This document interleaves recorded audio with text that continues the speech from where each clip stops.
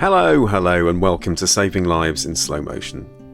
Today, I'd like to talk about coaching.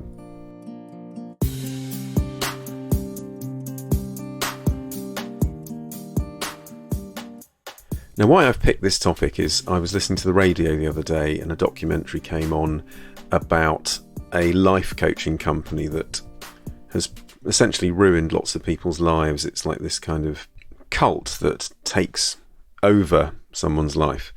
And it got me thinking about coaching in general, because more and more you see adverts for coaching. A lot of people I know are coaches of different sorts. And I myself took a coaching course about 20 years ago, which was useful, I think, and I certainly incorporate it into my clinical work. But what is it? And is it something that's helpful? What are the different types? And one of the other reasons I wanted to explore it is it seems as though anyone can become a coach, and some people are just better at it than others, I think, having been on the receiving end early in my career, and I'll talk a bit about that. And what's the point of coaching? Why do people need it? Do they need it? So I guess where I'd like to start is, what is coaching? And I think it's essentially a tool or activity that develops someone. And in a way, for me, what I would want from a coach is for them to be able to draw out things I may not even have thought about in terms of the future and help me get there. Not a formal definition, but that's certainly the rough ballpark, I think. And along with that, it's often but not always to do with reducing stress and improving relationships and getting better balance in your life and personal growth. There's definitely an element of that, whether it's in the workplace or personally. So the first time I experienced coaching, and I didn't really think of it as this, was as a trainee GP. And I'm going to mention Ed Peel again, who was my GP trainer, who is just this amazing man. And having tutorials with him was very different to having tutorials with other people involved in my training. And what I realised in retrospect is that Ed was just an excellent coach. In some ways, it's easier to start with what a coach isn't. They're not someone who's a counsellor. They're not someone that fixes problems for you, and they're not someone who gives you advice. And when someone goes off and does a course and then they do this thing, whatever it is, it doesn't have to be coaching, but coaching's a good example, and they do it by numbers and you can tell that they're doing it. A little bit like when you go into, a car showroom, not that many people do that these days, and you're trying to buy, or you're looking for a car, or you go into an estate agent's and you're looking to rent a property, and there's this element of sales, and once you realise the salesperson's being really salesy, it just grates and irritates you. And there is this element of people trying too hard. Well, Ed was the exact opposite, because I didn't know I was being coached. There was no arrogance or, hey, I'm cleverer than you sort of vibe about him, even though he clearly is.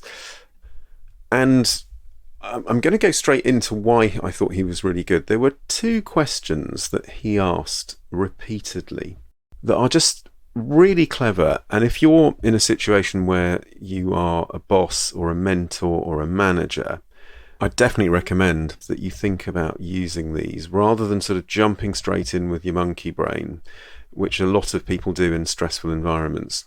The two things that Ed used to say were, so the first one was, what else?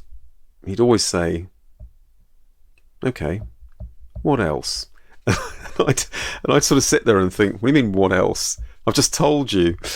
But what he was doing, because it's an open question, it opens your mind. And actually good coaching is all about that, kind of exploring areas, places that may not immediately feel safe initially. And what else is just a great question. And what I'd find is that by the end of a tutorial, I'd got to a place way beyond where I thought it was going to end, and we'd explored things that may not have been on the agenda at all. The second one, which I use a lot, and I use What Else a lot as well, actually, but this is a great one, and I wish more people would use it because it would reduce a lot of workplace stress. And I remember seeing him using this with other people, particularly in a healthcare setting where everyone's stressed and people tend to moan. And the question is, how can we help? How can I help? And that does two things. It takes the kind of steam out of the situation. It's quite a direct question that is telling you that the coach or that the person that's saying it to you is with you and is looking to help, rather than listen to someone's problem and then kind of go, well, we can't do anything about that, you'll have to put up with it, or, well, that's just tough. Not helpful, and I've seen management with that style, and it doesn't go down well. And the third thing I noticed was the use of silence. Now, someone who's very good at this, Ed was good at it, I'm getting better at it, but one of my recent ex-partners, Mark Allen, was an absolute master, and being comfortable in silence is a skill in itself. But what tends to happen is, if there is silence, then the temptation is to fill it for some people. But it also allows a little bit of time for things to sink in and learning and reflection. Okay, so I've gone straight in there with some very specific kind of examples of questions that you can ask in coaching. What kinds of coaching are there? I guess there are so many, aren't there? What makes a good coach? I mean, ultimately, if you go to the top of the tree, coaching is essentially psychology, whether it's sports or business or education or a particular skill, psychology is involved. But beyond that, there are some, I guess, golden rules, a little bit like a doctor-patient relationship, but not as formal. But you've got to trust your coach, that's for sure.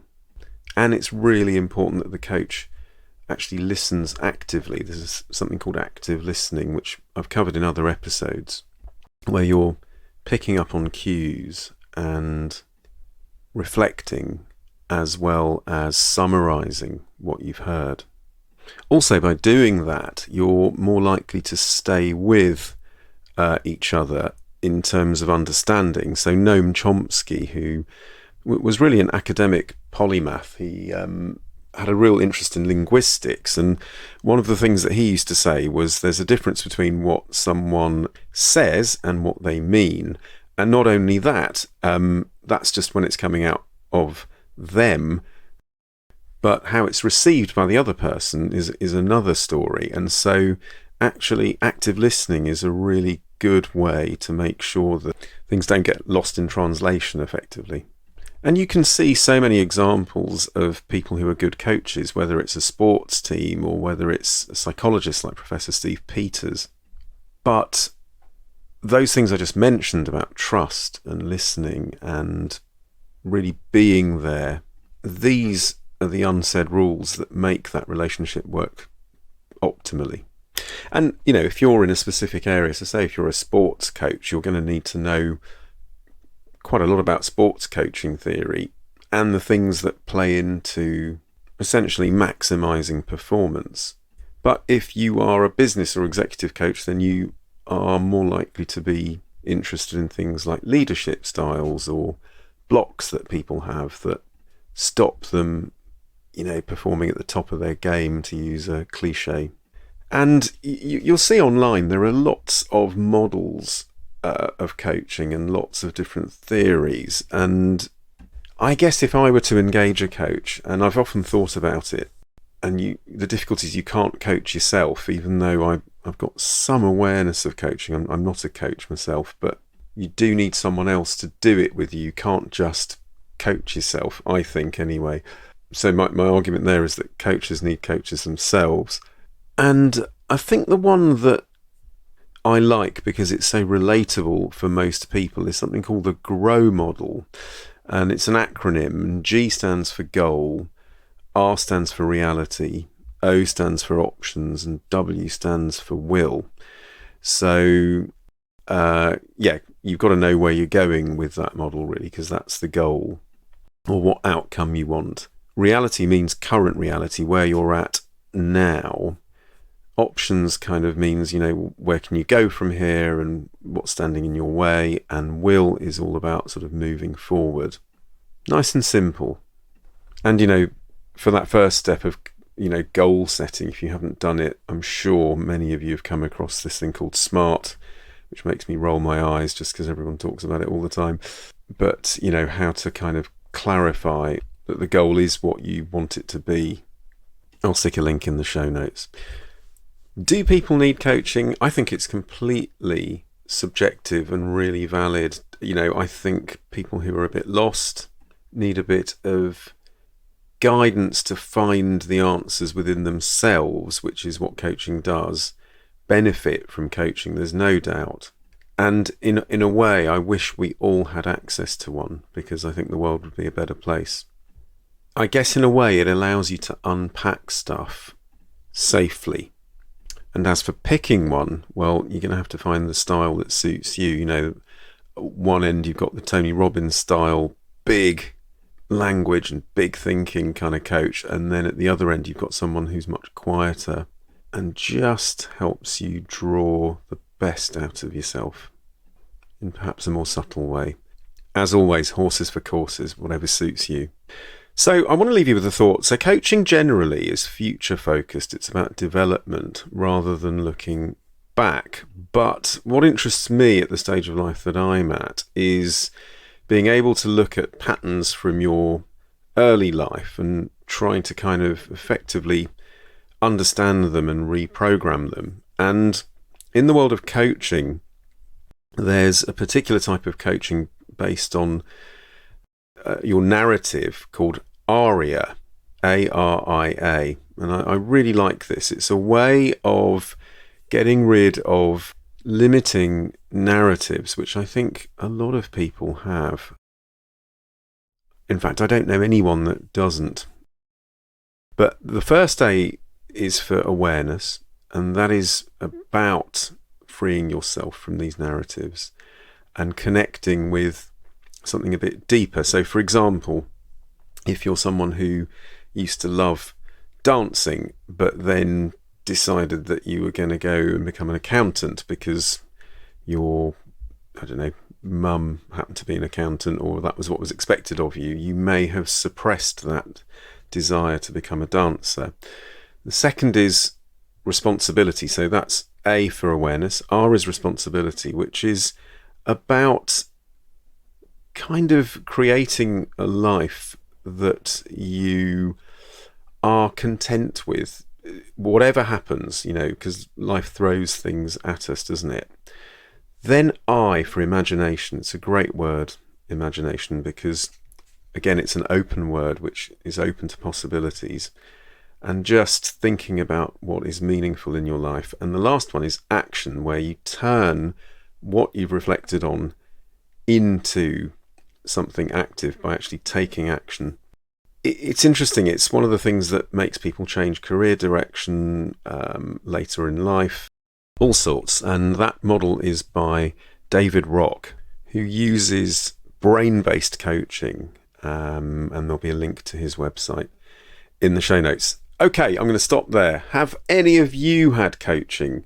Is it something that you buy into? Examples of good and bad coaching, I would love to hear them all. Thank you again for listening. Do look at the show notes, and if you can, please leave me a rating. I've been overwhelmed so far because I've still got 5 stars on Apple Podcasts, which is just amazing. And do let me know if you want me to cover other topics. I'm always open to that. The broader the better, in a way. And do look after yourself. I think a lot of people are away over summer. I'm certainly going to be for a couple of weeks in August. I'm going to try and still put an episode out each week. If I don't, apologies. And until next time, look after yourself and stay well. Do take care, and see you again soon. Bye for now.